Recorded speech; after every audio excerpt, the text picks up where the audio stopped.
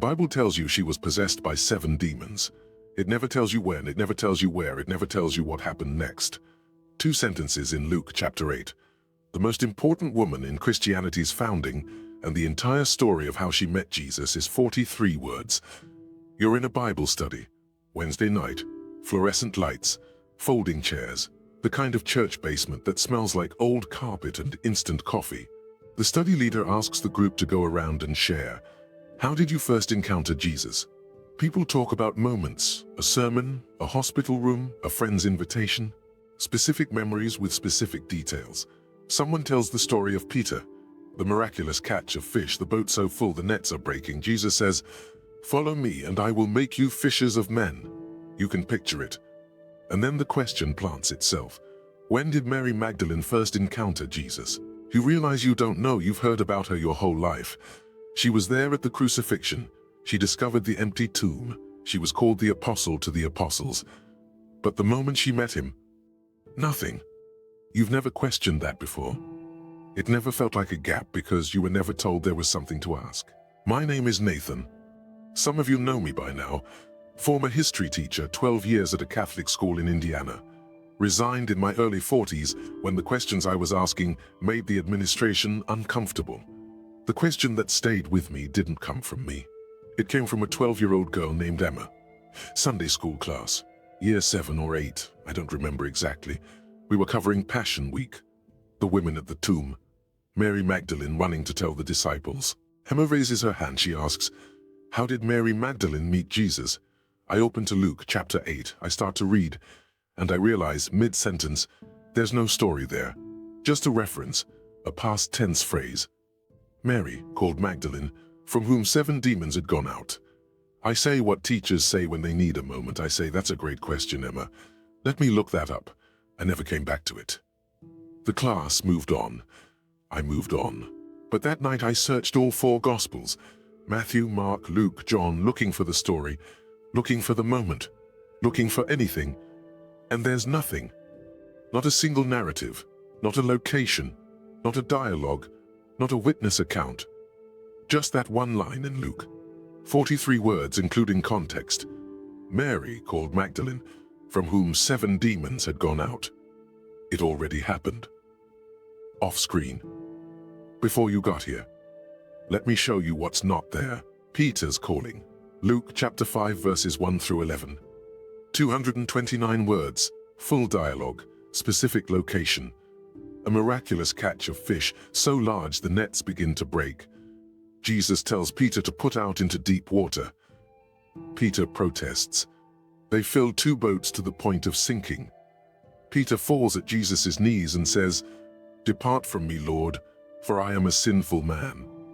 Jesus says, "Do not be afraid. From now on, you will be catching men."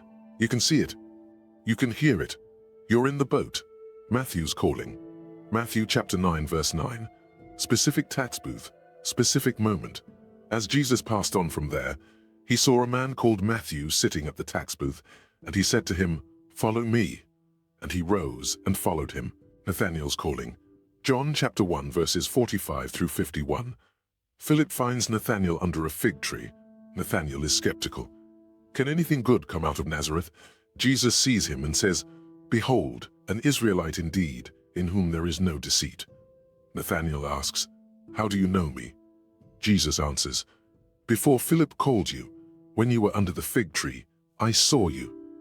Nathanael responds, "Rabbi, you are the Son of God. You are the King of Israel." Count the words with me.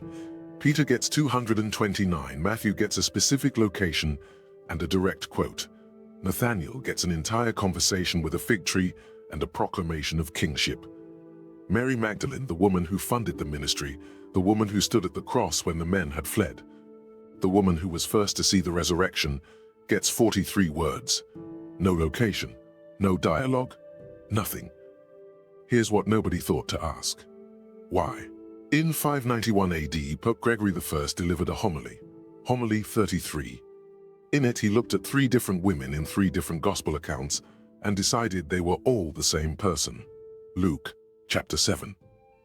An anonymous sinful woman anoints Jesus' feet at a Pharisee's house. She weeps.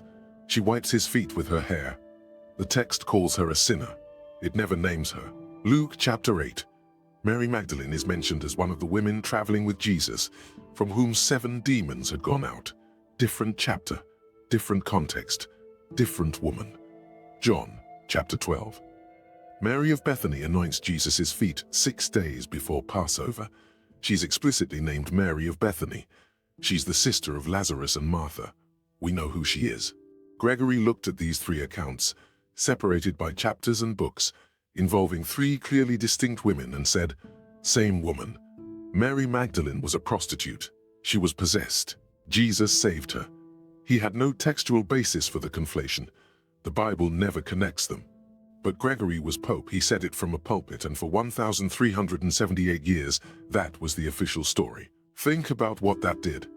Every painting, every sermon, every stained glass window, every Sunday school lesson. For over a millennium, the woman who stood at the cross, who discovered the empty tomb, who was called apostle to the apostles, was remembered not as a disciple, not as a leader, not as a woman of means and agency.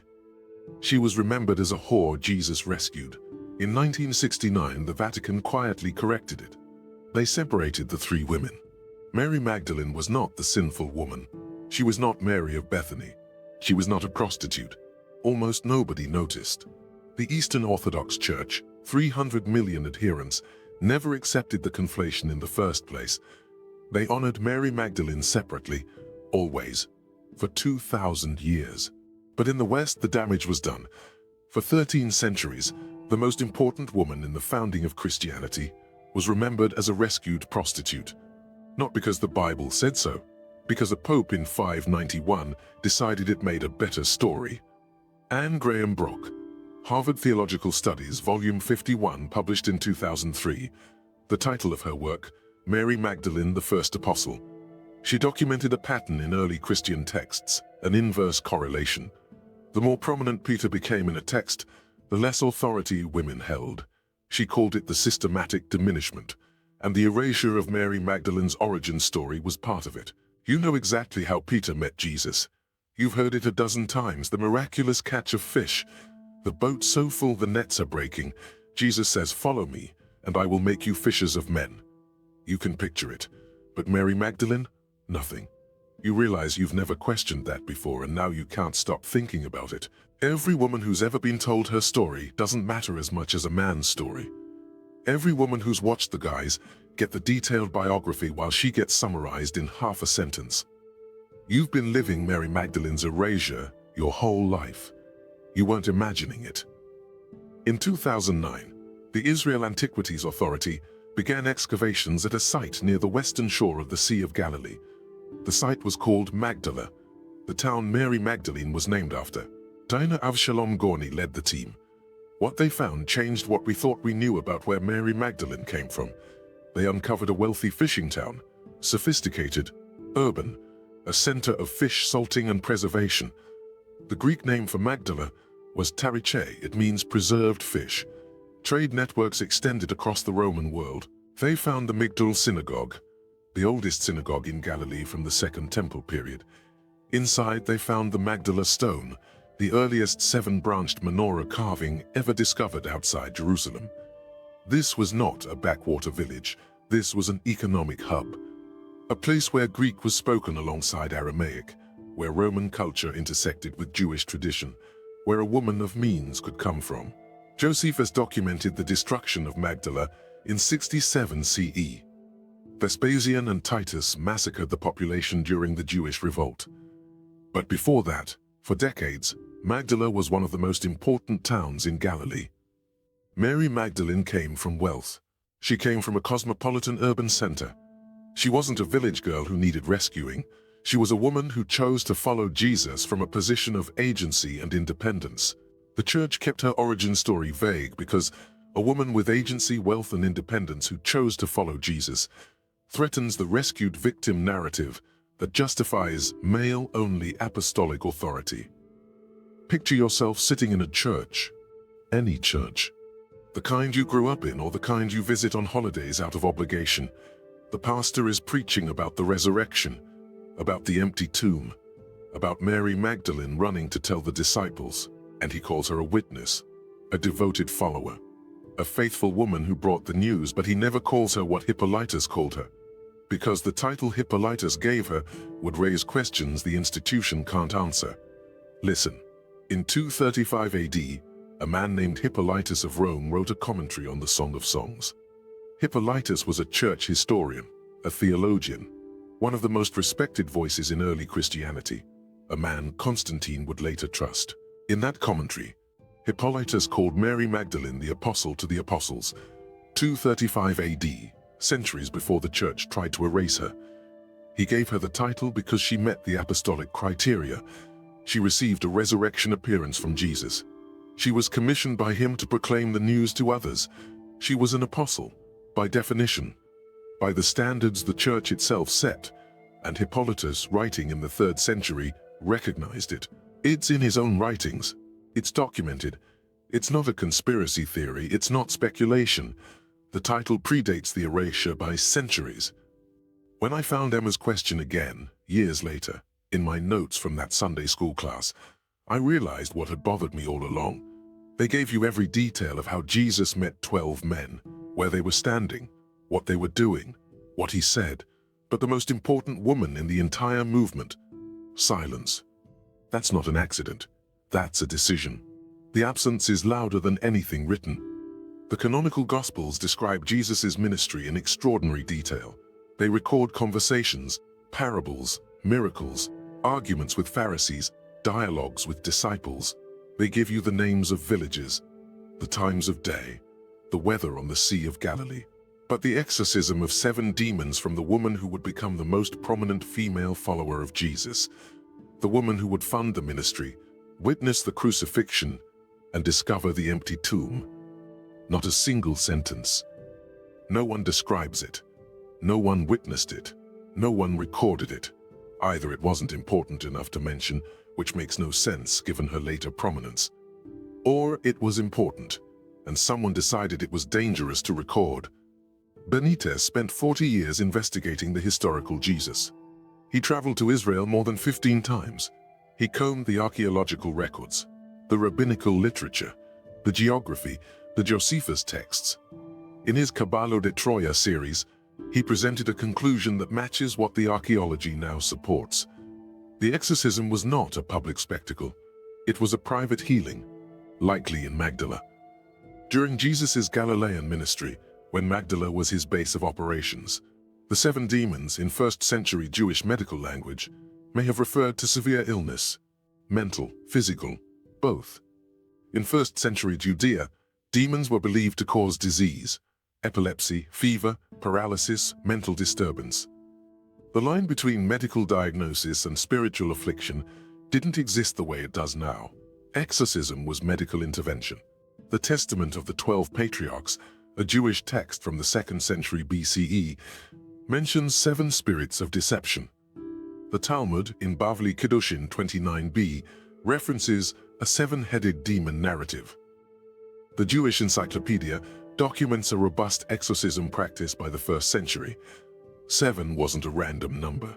7 meant completeness in Jewish numerology, totality.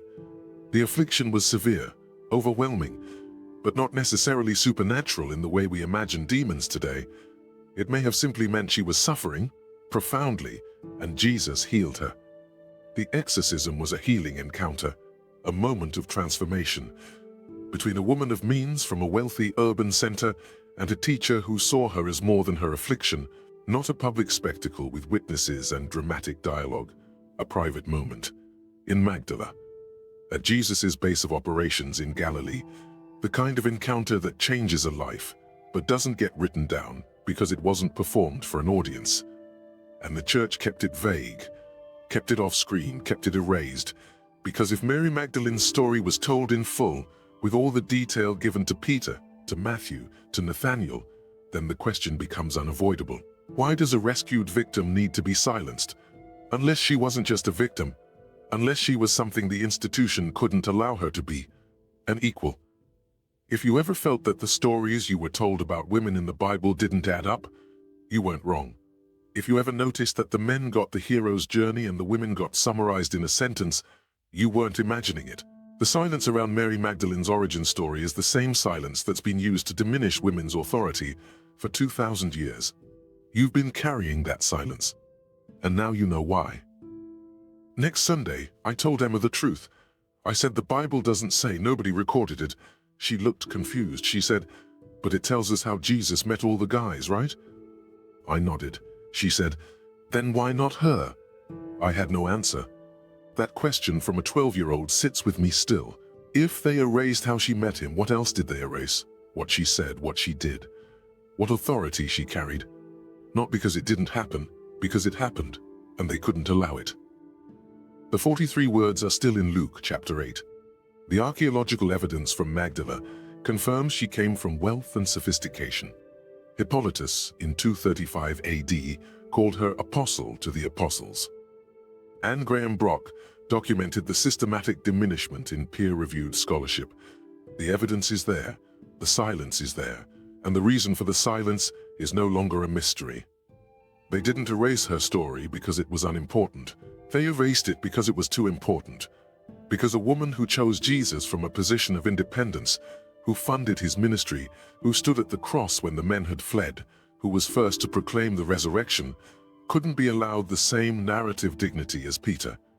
Peter gets 229 words and a boat full of fish. Mary Magdalene gets 43 words and eternal silence. That tells you everything you need to know about what the institution values and what it fears. The question Emma asked that Sunday wasn't naive.